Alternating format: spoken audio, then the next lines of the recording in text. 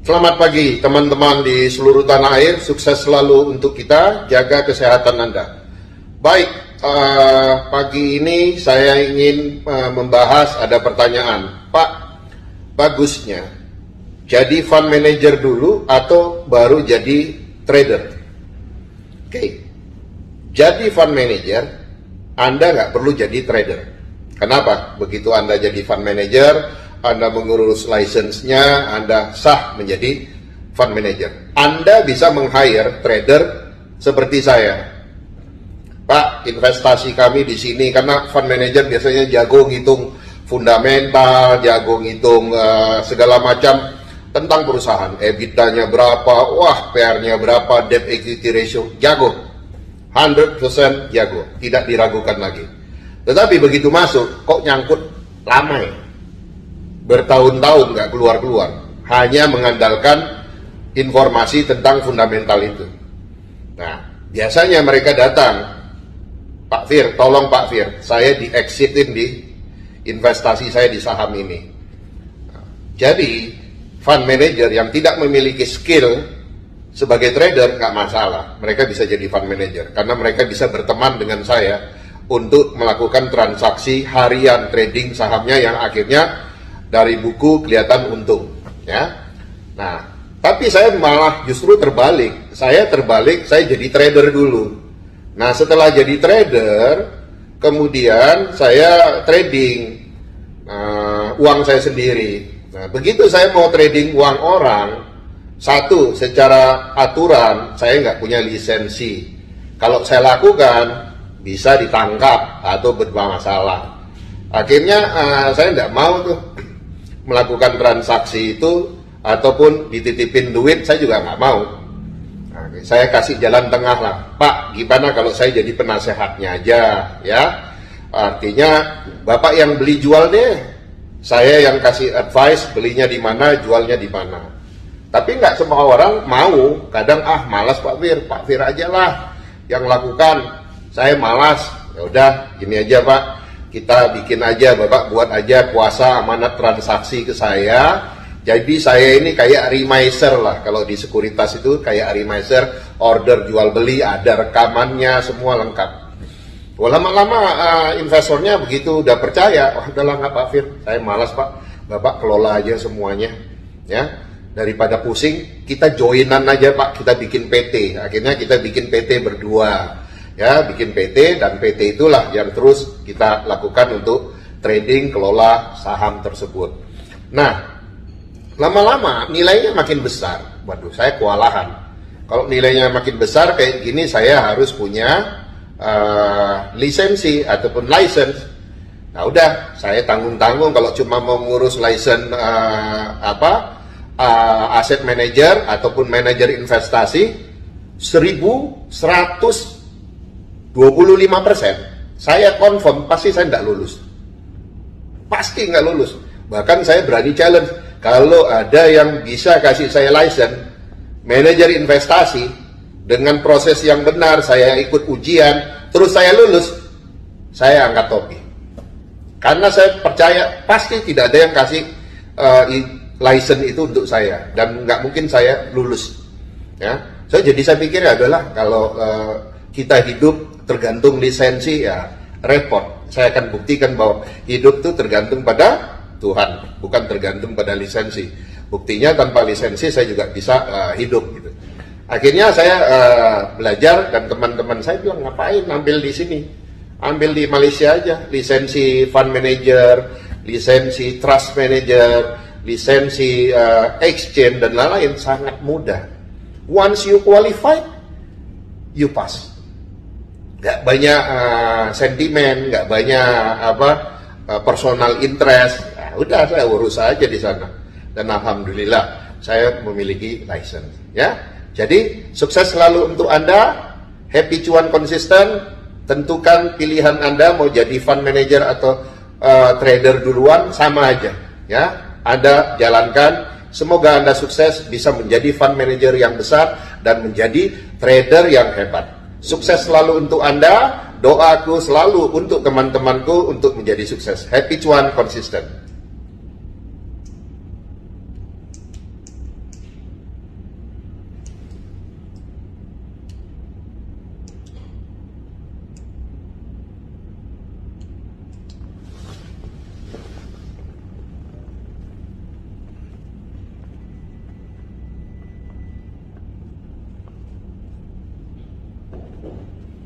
Selamat pagi teman-teman di seluruh tanah air, sukses selalu untuk kita, jaga kesehatan Anda.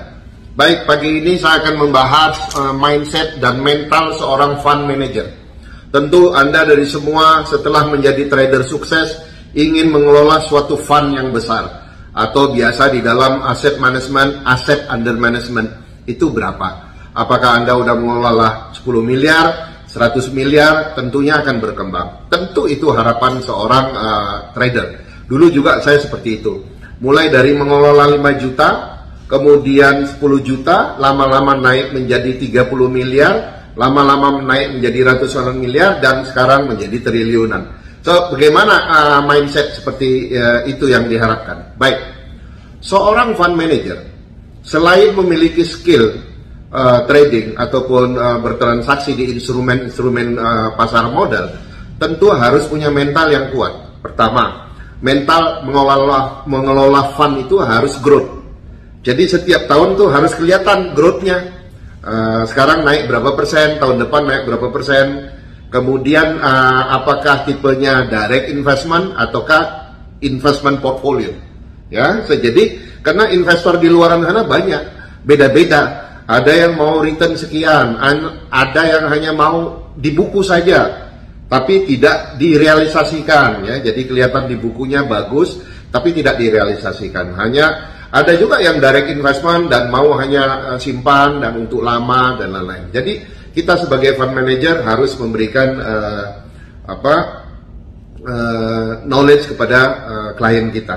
Kemudian mental yang lain yang seperti saya miliki yaitu jangankan kalah, ya, seri aja saya nggak mau. Jadi dalam transaksi di pasar saham saya nggak mau kalah. Nah, makanya saya tidak pernah melakukan cut loss. Saya selalu lakukan yang namanya kontra. Saya selalu lakukan yang namanya window dressing. Dan sekarang Anda bisa lihat di bulan-bulan September, Oktober, November, Desember, pergerakan bursa sangat aktif, volatilitasnya sangat tinggi. Itu adalah aksi daripada window dressing dari semua fund manager dunia. Mereka melakukan perbaikan portfolio mereka, mana yang jelek di kontra dengan yang bagus, sehingga hasil nanti akhir tahun di Desember itu semuanya bagus. Karena di Desember kita harus laporan pada yang punya uang. Pak, kita cuan sekian, nah, barulah kita dapat komisi kita berapa, ya. Oke. Kemudian AUM yang tadi saya sampaikan terdahulu, aset under management itu harus naik. Nah, itulah parameter Anda itu sukses di pasar. Nah, hari ini makanya Anda melihat penampilan saya agak sedikit beda. Saya pakai dasi, rapi. Kenapa? Hari ini saya ketemu 2 investor yang mau coba, Pak Fir, saya punya 1 T ini mau dibuat apa ya? Saya mau punya 2 T ini mau dibuat apa? Makanya saya pakai bajunya agak rapi sedikit gitu loh. Takutnya orangnya mau lihat Pak Fir ini rapi apa enggak. Biasanya kan saya kaosan dan baju kemeja biasa aja. Oke, kemudian satu expertise lagi setelah Anda jadi hedge fund, Anda akan menjadi hedge fund manager. Hedge fund manager adalah lebih tinggi posisinya. Kenapa? Kemampuan dia melakukan lindung nilai, hedging. Nah, jadi kemarin saya ditawarin sama satu investor, Pak Fir, boleh nggak saya taruh dolar, nanti saya balikin dolar? Oh, boleh sekali, Pak. Tapi Bapak jangan minta lebihnya, ya. Maksudnya kalau saya bisa untung dari dolarnya, Bapak jangan minta. Oke, saya nggak minta. Tapi kalau kurang, saya juga harus tombol. Nah, itu makanya menjadi hedge fund manager itu yang paling penting, my word is my bond. Kata-kataku adalah kekuatanku. Jadi orang mau percaya pada kita karena my word is my bond. Ya. Jadi itu saja dari saya, bagaimana tips dan cara menjadi fund manager yang bisa dipercaya di dunia dan bisa mengendalikan dana kelolaan yang cukup besar. Oke? Tetapi untuk itu semua saya tidak mau melanggar aturan-aturan. Saya selalu minta investor membuka akunnya sendiri, pakai namanya sendiri, tidak pakai nama saya. Makanya saya sekarang sebagai investment banker, saya sekarang juga mengurus lisensi saya udah mengurus lisensi saya untuk buat investment, fair investment banking. Jadi saya juga menjadi investment banker kelas dunia. Saya tidak mau hanya kelas lokalan ya. Makanya saya sekarang menjadi investment kelas dunia dengan memiliki Fier Investment Banking ataupun investment banker global dengan kantor saya di Malaysia. Oke, sukses selalu untuk Anda, happy cuan konsisten.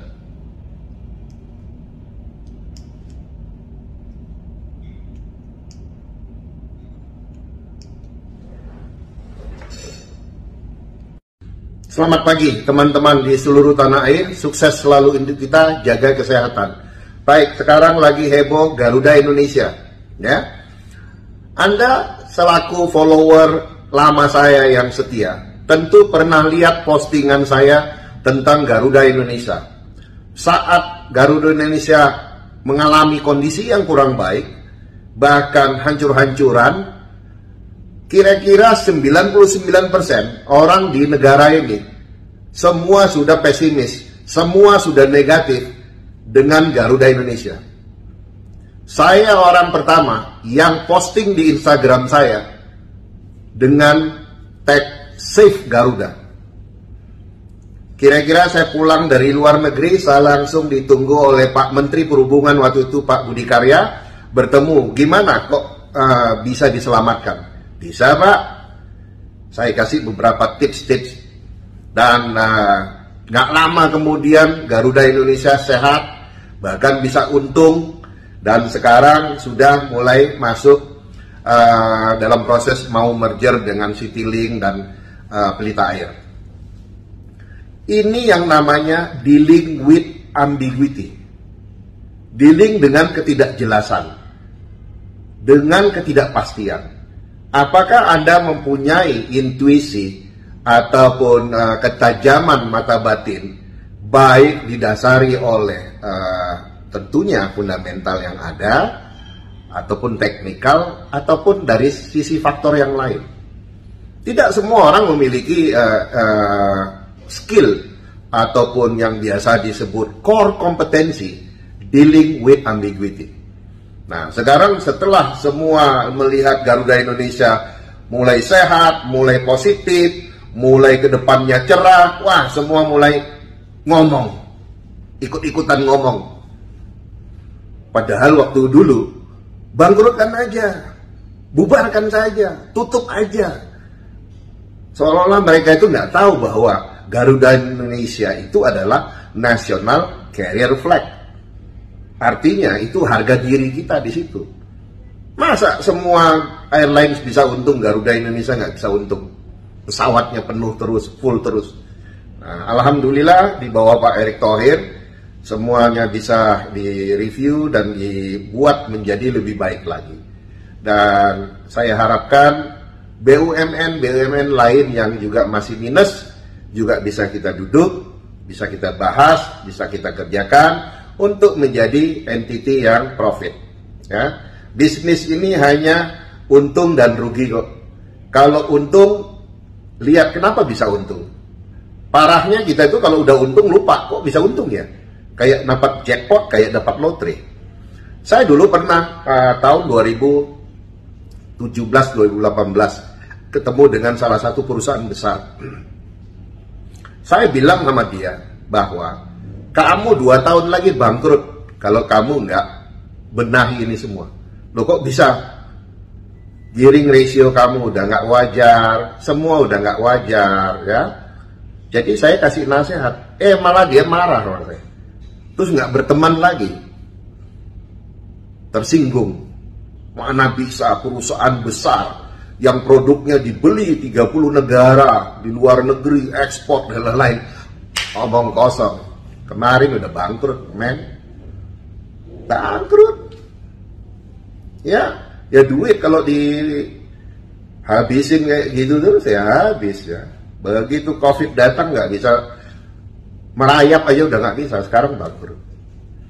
Jadi kemampuan ataupun kompetensi dealing with ambiguity itu perlu Anda asah supaya Anda itu bisa melihat out of the box, Anda bisa melihat di balik tembok itu apa. Oke? Sukses selalu untuk Anda, happy cuan konsisten.